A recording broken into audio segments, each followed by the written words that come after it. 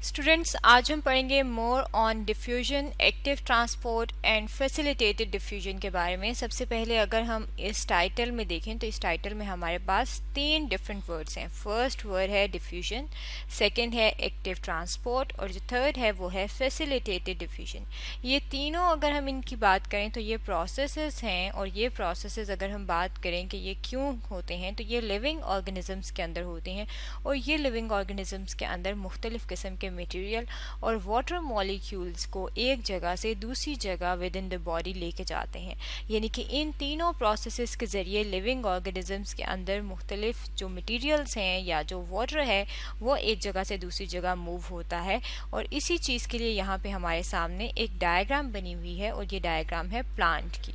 और प्लांट जो है वो क्या है? प्लांट जो है ये एक लिविंग ऑर्गेनिज्म है, और इस लिविंग ऑर्गेनिज्म के अंदर अगर हम बात करें प्लांट के अंदर क्या होता है, तो प्लांट जो है उनको अपने सर्वाइवल के लिए, अपने बका के लिए वाटर की ज़रूरत होती है, यानी कि पानी की ज़रूरत होती है। और उस पानी से वो क्या करते हैं? मुख्तलिफ़ किस्म की मेटाबॉलिक एक्टिविटीज़ करते हैं।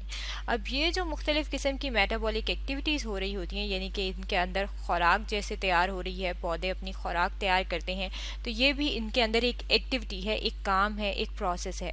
इसके अलावा इनके अंदर पौधे क्या करते हैं? गैस एक्सचेंज करते हैं, कुछ गैसेस को अपनी बॉडी के अंदर लेकर आते हैं और कुछ को बाहर लेकर जाते हैं। तो ये भी इनकी बॉडी के अंदर एक काम हो रहा है, एक एक्टिविटी हो रही है। और मुख्तलिफ़ किस्म की अगर हम एक्टिविटीज़ की बात करें, जैसे कि अगर हम खुराक तैयार करने की ही बात करें तो उसके अंदर इन्हें वाटर चाहिए होता है, और वाटर जब इन्हें चाहिए होता है तो इनके अंदर क्या चाहिए होता है कि ये वाटर को एब्जॉर्ब करें। अब एब्जॉर्ब करने के लिए, वाटर की एब्जॉर्प्शन के लिए डिफरेंट मैकेनिज़म्स हैं, और उन मैकेनिज़म्स की अगर हम बात करें तो हम इन तीनों ये तीनों मैकेनिज़्म जो हैं वो वाटर को एब्जॉर्ब करते हैं, और इनकी डेफिनेशन जो हैं अगर हम बारी बारी अपनी इसी वीडियो में देखेंगे। अब अगर हम सबसे पहले बात कर लें डिफ्यूजन की, तो डिफ्यूजन जो है ये भी एक प्रोसेस है जो कि प्लांट्स के अंदर होता है।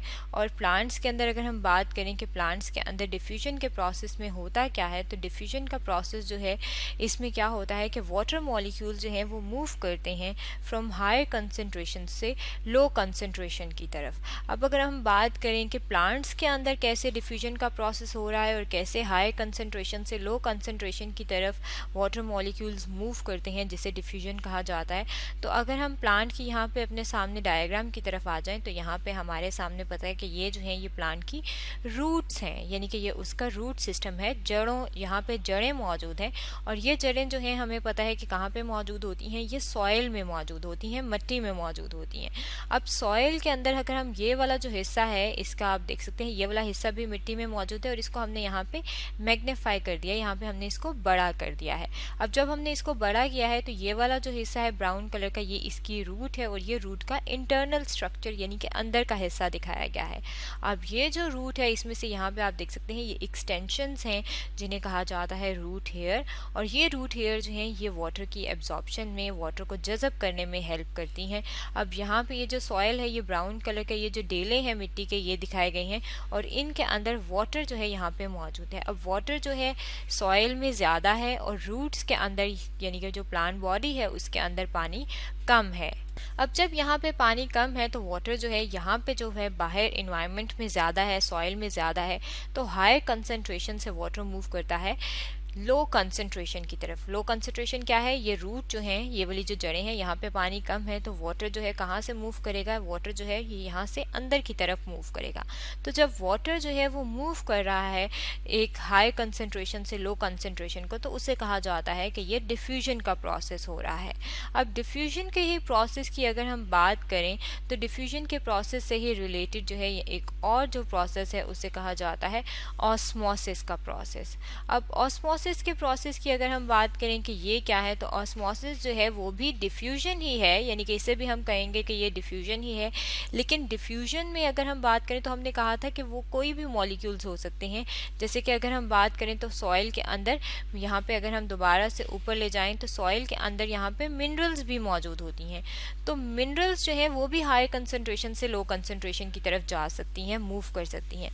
लेकिन अगर हम स्पेसिफिकली ऑस्मोसिस की बात करें तो ऑस्मोसिस में क्या होता है कि इसके अंदर सिर्फ वाटर मॉलिक्यूल्स जो हैं वो हाई कंसंट्रेशन से लो कंसंट्रेशन की तरफ जाते हैं, यानी कि जहाँ पे पानी की मिकदार ज़्यादा होगी वहाँ से वो कहाँ पे मूव करेंगे वाटर मॉलिक्यूल्स, लो कंसंट्रेशन की तरफ। और जब हम वाटर के ख़ास तौर पे स्पेसिफिकली वाटर के मॉलिक्यूल्स की बात करें तो उसे ऑस्मोसिस कहा जाता है। यहाँ पे जो हमारे सामने डायग्राम है इसमें दो डिफरेंट कलर्स के सर्कल्स दिखाए गए हैं। एक रेड कलर का दिखाया गया है, ये जो रेड कलर का है ये शुगर मॉलिक्यूल को शो कर रहा है, लेकिन ये जो छोटा वाला है जो ब्लू कलर में आपको नज़र आ रहे हैं ये वाटर मॉलिक्यूल्स हैं। अब यहाँ पे आप देख सकते हैं कि इस साइड पे जो है वाटर मॉलिक्यूल्स ज़्यादा हैं और यहाँ पे वाटर मॉलिक्यूल्स कम है। तो वाटर मॉलिक्यूल्स कहाँ पे मूव कर रहे हैं, हाई कंसंट्रेशन से लो कंसंट्रेशन की तरफ। और जब ये हाई कंसंट्रेशन से लो कंसंट्रेशन की तरफ मूव कर रहे हैं तो हम कह रहे हैं कि ये ऑस्मोसिस का प्रोसेस इसके अंदर हो रहा है।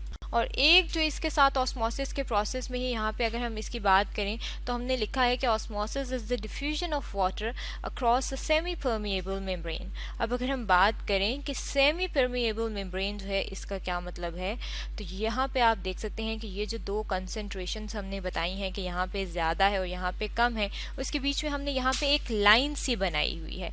अब ये जो हमने लाइन बनाई हुई है इसके नीचे यहाँ पे अगर हम देखें तो एक लेबलिंग है और इस लेबलिंग में लिखा गया है कि ये क्या है, ये है selectively permeable membrane. Selectively permeable membrane का मतलब है कि मेम्ब्रेन का मतलब है कि ये एक क्या है, एक किस्म की झिल्ली सी बनी हुई है जिसे हम कह सकते हैं। और ये ऐसी मेम्ब्रेन है जो कि कुछ चीज़ों को अपने अंदर से अपने इसमें से गुजरने देती है, पास होने देती है, और कुछ चीज़ों को पास होने नहीं देती। परमिएबल का मतलब है कि ये पास होने दे सकती है और सिलेक्टिवली का मतलब है कि कुछ सेलेक्टिव चीज़ों को, मतलब कुछ चीज़ों को अपने अंदर से गुजरने की इजाज़त देगी और कुछ को गुजरने की इजाज़त नहीं देगी। इसलिए जो हम कहते हैं कि जो ऑस्मोसिस का प्रोसेस है इसके अंदर सेमी परमिएबल मेम्ब्रेन या फिर सिलेक्टिवली परमिएबल मेम्ब्रेन, ये दोनों एक ही चीज़ के दो ऑल्टरनेट नेम्स हैं। ये जो है ये भी इम्पॉर्टेंट होती है और ये भी शामिल होती है। और इसी प्रोसेस के ज़रिए हमने कहा था कि जो प्लांट्स हैं वो डिफ्यूजन के प्रोसेस के ज़रिए ही, यानी कि ऑस्मोसिस के प्रोसेस के ज़रिए वो वाटर मॉलिक्यूल्स को अंदर लेके जाते हैं, और डिफ्यूजन के प्रोसेस के ही ज़रिए जो उनके फोटोसिंथेसिस का प्रोसेस है जो प्लांट्स के अंदर होता है जिसके ज़रिए से वो अपनी खुराक तैयार करते हैं और वो खुराक शुगर की फॉर्म में होती है। तो शुगर को हम कहेंगे कि क्योंकि ये फोटोसिंथेसिस के प्रोसेस के ज़रिए हो रहा है तो हम इसे कहेंगे कि ये फोटोसिंथेटिक प्रोडक्ट है जो कि इस प्रोसेस के आखिर में बन रही है। तो ये जो शुगर है ये भी डिफ्यूजन के प्रोसेस के ज़रिए प्लांट की बॉडी में एक जगह से दूसरी जगह जाती है। और अंदर प्लांट बॉडी के अंदर जो है ये डिफ्यूजन के प्रोसेस के ज़रिए जब जाती है तो ये अगर हम बात करें कि प्लांट बॉडी के अंदर ये शुगर मूव कैसे होती है, तो उसकी मूवमेंट के लिए, यानी कि इसके रास्ता मुहैया करने के लिए किसके ज़रिए से ये हाई कंसंट्रेशन से लो कंसंट्रेशन की तरफ शुगर के मॉलिक्यूल जाएंगे, तो उसके लिए प्लांट्स में फ्लोएम मौजूद होती हैं। फ्लोएम जो हैं ये टिश्यूज़ हैं जो कि ख़ास तौर पे फूड की ट्रांसलोकेशन के लिए, यानी कि फ़ूड को एक जगह से दूसरी जगह ले जाने के लिए मौजूद होते हैं। और फ्लोएम जो हैं ये टिश्यूज़ हैं, तो टिश्यूज़ जो हैं वो सेल्स के आपस में मिलने से बनते हैं। तो हम कह रहे हैं कि फ्लोएम के सेल्स जब आपस में मिलते हैं तो वो क्या बनाते हैं, फ्लोएम टिश्यूज़ बनाते हैं। अब अगर हम बात करें सेकेंड टर्मिनोलॉजी की, तो सेकेंड टर्मिनोलॉजी है फैसिलिटेटेड डिफ्यूजन।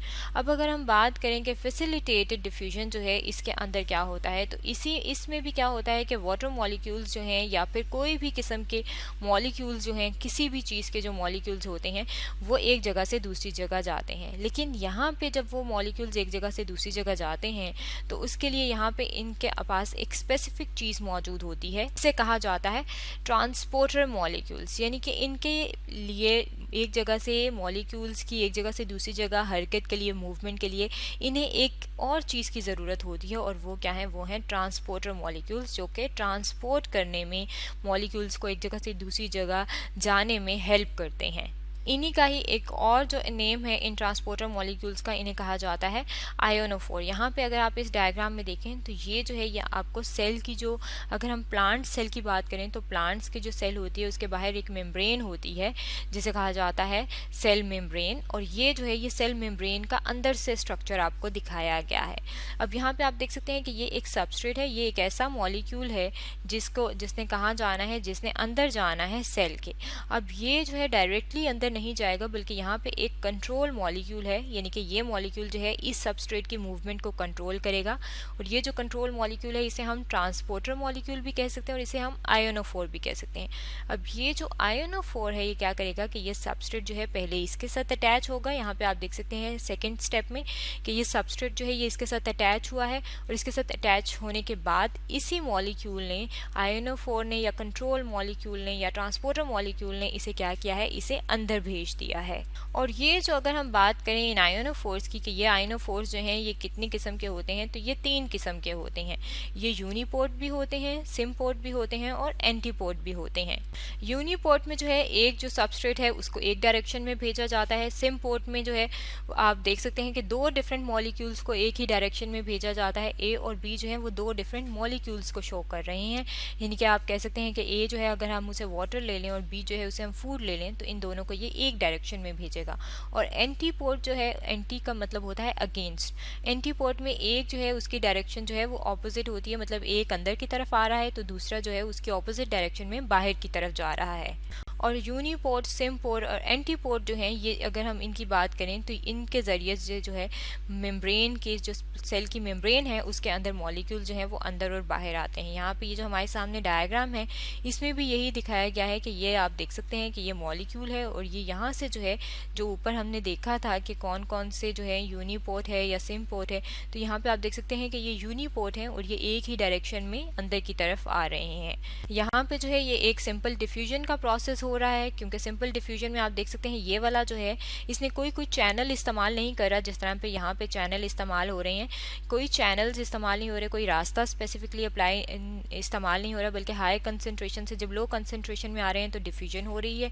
और जब ये चैनल्स के थ्रू आ रहे हैं और किसी और मॉलिक्यूल्स की हेल्प से आ रहे हैं तो हम इसे कह रहे हैं कि ये फैसिलिटेटेड डिफ्यूजन है। और ये दोनों जो है ये पैसिव ट्रांसपोर्ट की टाइप के अंदर आते हैं। पैसिव ट्रांसपोर्ट के अगर हम मतलब देखें कि क्या है, तो इसमें कोई हमें एनर्जी, कोई ताकत लगाने की ज़रूरत नहीं पड़ी, इसलिए हम इसे पैसिव ट्रांसपोर्ट कहते हैं। अब अगर हम एक्टिव ट्रांसपोर्ट की बात करें कि एक्टिव ट्रांसपोर्ट क्या है, तो यहाँ पे जो है ये जो थर्ड टाइप है ये एक्टिव ट्रांसपोर्ट की दिखाई गई है। और एक्टिव ट्रांसपोर्ट में जो है जो भी मॉलिक्यूल होता है, अगर हम उसकी मूवमेंट की बात करें तो उसमें एनर्जी चाहिए होती है, यानी कि ताकत की ज़रूरत होती है। और वो एनर्जी जो है कहाँ से आती है, वो होती है ATP की फॉर्म में।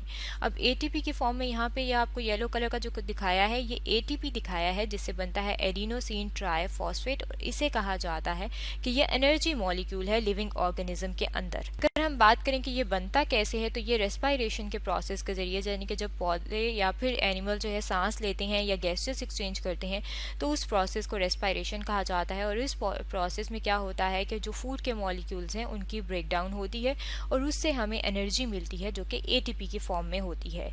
इस ATP की मदद से क्या होता है कि जहाँ पे मॉलिक्यूल जो हैं अगर उनकी अमाउंट कम है और दूसरी साइड पे ज़्यादा है, तो यहाँ पे कम कंसंट्रेशन से ज़्यादा कंसंट्रेशन की साइड पे मॉलिक्यूल्स जो हैं वो जाने शुरू हो जाते हैं। और जब कम से ज़्यादा की तरफ जाते हैं with the use of energy, तो उसे कहा जाता है एक्टिव ट्रांसपोर्ट। और ये जो तीनों प्रोसेस हैं, एक्टिव ट्रांसपोर्ट, फैसिलिटेटेड डिफ्यूजन और डिफ्यूजन, इसके ज़रिए क्या हो रहे हैं, इसके ज़रिए वाटर मॉलिक्यूल जो हैं वो बॉडी के अंदर एक जगह से दूसरी जगह जा रहे हैं, जिसके बारे में आज हमने पढ़ा है।